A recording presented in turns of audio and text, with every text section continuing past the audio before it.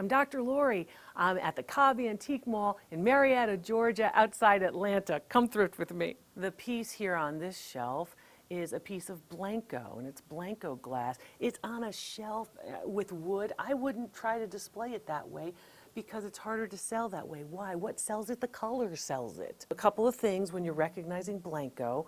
Of course, the very, very weighty and beautifully shaped handle. A lot of collectors love Blenko. Look also at the shape of the spout. It has the pontil, of course, at the bottom that you can see.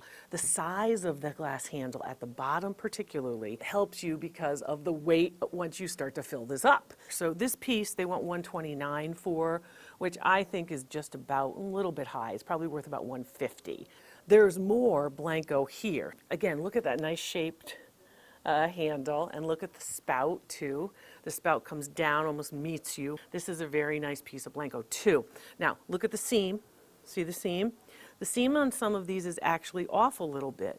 People really like that. This piece has the clear glass called topaz and crystal. It's a form that was very popular at the height of Blenko's selling capabilities. I like this piece at about $125. They want $79. So for the vintage pieces like this piece of Blenko, it's an amethyst piece. You can see the crackle attention in the glass. You can also see the luscious color.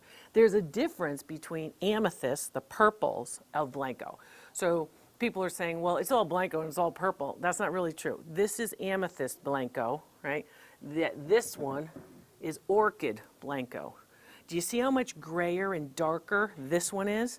The orchid Blenko is actually much darker than the amethyst, which is much more purple and blue. And that matters to collectors. This piece is a small compote. It's got a nice base, and it's got a nice form here. You can also still see that seam.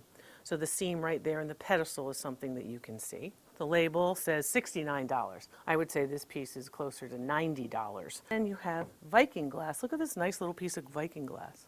Now, I don't think Viking does what Blenko does in terms of quality. So if I have a choice, I'm going to put the $24.95 that they want for this little piece of Viking. I'm going to put that money toward one of these pieces of Blenko. You looked at this, you might say, okay, I know it's American just to look at it, and that's true. But would you think that it's Blue Ridge?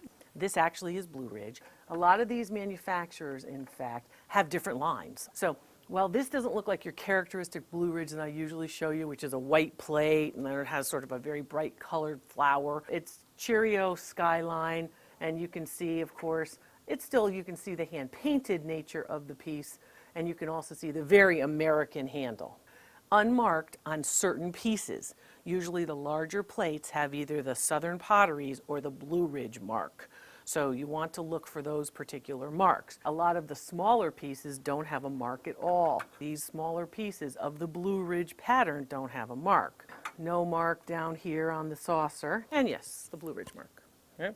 So maybe not what you expected from the front of this plate. But when you look at the back, you're all going, oh yeah, Blue Ridge, of course. And remember, these little tiny bowls are usually finger bowls, or they're for fruit, right? Because you have to also think about the way that we were eating in the 1950s and 60s. It's not the way that we eat today. So there was always a bowl of fruit next to whatever you were eating. Value, $24.95 for the Blue Ridge platter. Excellent, yay, sure, that's a bargain. Should be worth about $65. The rest of these pieces are pretty high. The plate is $10.95, so $11.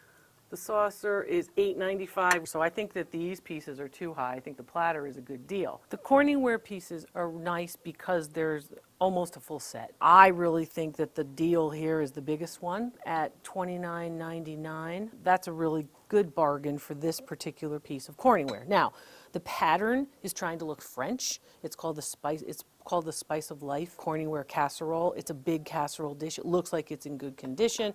It has the matching lid. Later, these lids are a different color. The Corning Ware mark here is right here for this 1970s era. The 70s are very popular. A lot of people like them. And I'm looking around, and who's around here shopping? People who are under 35 years old. That's who's over here shopping in this antique mall. And a lot of young people looking for the 1970s look. This is American ceramics trying to look French. And that was very popular in the 1970s. So this, I think, is a deal because of the size and because of this particular price. Usually these are in the $50, $60 range. These little tiny ones never really took off. This one's $19.95, a little bit high for that. And this is sort of your I'm going to use this every day kind of Corning Ware piece because of the size. So it's very desirable and quite collectible. $32.95. So they know what they've got here. This piece is worth about $40. The marks are important for identifying them. It tells you about how big they are, it tells you what time period they were made, and there are many different Corning Ware marks. That is a very nice piece of English ceramics, a piece that's made by James Kent of England. It's Old Folly Strawberry. This is a pitcher. Pitchers this size are usually used for citrus drinks. So think orange juice, or maybe lemonade. A little bit smaller is usually honey, and very small is a creamer, right? So, and you can see the difference if you compare a creamer, right? So a creamer would be this size. I like very much the transfer wear image. So if you look at this, you can see that this is really a print. It's a print that's been placed onto the piece of ceramic so we can transfer the image onto the piece of ceramic. The problem with this piece, while it has a really lovely detail with the flowers and the strawberries and the leaves and the buds, is right here. You can see it best in this area. That's crazing. And that crazing means that heat has gotten underneath the glaze and it started to crack. The mark, straight on, very obvious, very clear. The clearer the marks, the easier they are to resell. So when the mark is nice and clear, there isn't a question of, is it this mark, is it that mark, I can't identify it. English pieces usually have this bulbous body, and in my other videos I've talked about some of these characteristics, so you want to go back and watch some of those if you haven't seen them. I want $24.95, that's about what it's worth, especially with the crazing. This is a piece of Blue Ridge. This one is not typical of what we see for Blue Ridge. You see the brown lines in the crazing and the crackle? That's really what you need to avoid. Once you see those brown lines, that means that it's been somewhere hot for a long time and the glaze has now been compromised. For $32.95, it is an unusual piece, a rare piece of Blue Ridge, but it's way too high. I would say value on this is about $20. So this is a piece of McCoy. McCoy has a very typical mark. This one is so old that it's been worn away.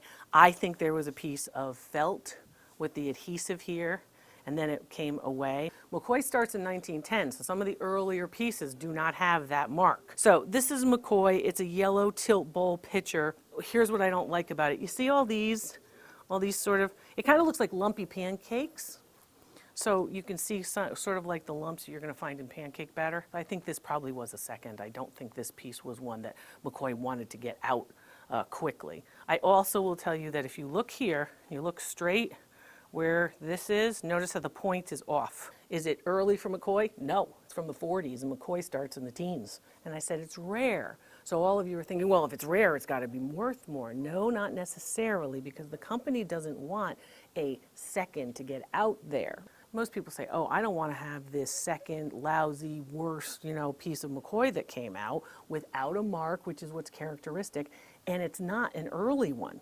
It's from the 1940s. This company has been in business for 30 years by this point. There are a lot of pieces out there that are unmarked, that are of good quality, and that are actually McCoy. A lot of people are missing these because a piece like this would not come up on one of those visual image searches on the internet. They wouldn't come up if you're going to look for the value on your phone.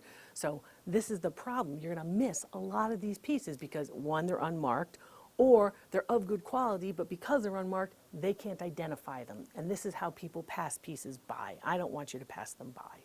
So I would probably not pay more than $5 for this piece. What do they want for this? They want $34. They want $34.95 for this piece. I don't think this piece has the quality to say that. Snap, crackle, pop. They're little dolls. They are the set. $75 is a little high for them, but they remind me of the cereals that we weren't allowed to eat in the morning in Connecticut growing up. There are certain characteristics in American ceramics, particularly kitchenware, that I want you to understand and identify with. First of all, American pieces usually have a design, a bowl band in the 1950s and 60s, a band of color. Typically, they're going to have a gold or a silver rim color here, And then their shape and their form is going to be what's unusual. Very, very deep bowls with decorations on the inside. So the idea is for you to leave these out so people can look down into them and see the decoration, as opposed to seeing the decoration around the outside. So this is Hall china. This is the wildflower mixing bowl. Here's the hallmark. The hallmark is very characteristic.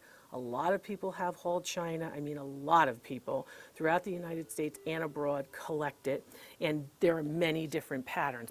The interior has a nice ribbon, a little rose, but it's very characteristically American. The leaves are big. In an English piece, the leaves aren't going to be that prominent. In an American piece, the leaves are big and they're prominent. This should be somewhere in the $15 range, $22.95. That's a little high for that. This probably takes into consideration that there are other pieces here. That's a lot of salt. Now, a couple things about the salt and pepper shakers. Look at the oddity of this form. Look at how organic this form is, how rounded, how natural, how organic this form is. If you look, a lot of you are saying, well, that's not a match. Look at this rose, look at that rose, and you can see that they actually do match. So that's what you're looking at with these. Now, for the salt and pepper shakers, they should not be more than $25, and they are exactly $24.95 for the set. What great bargains we found. There's more to come.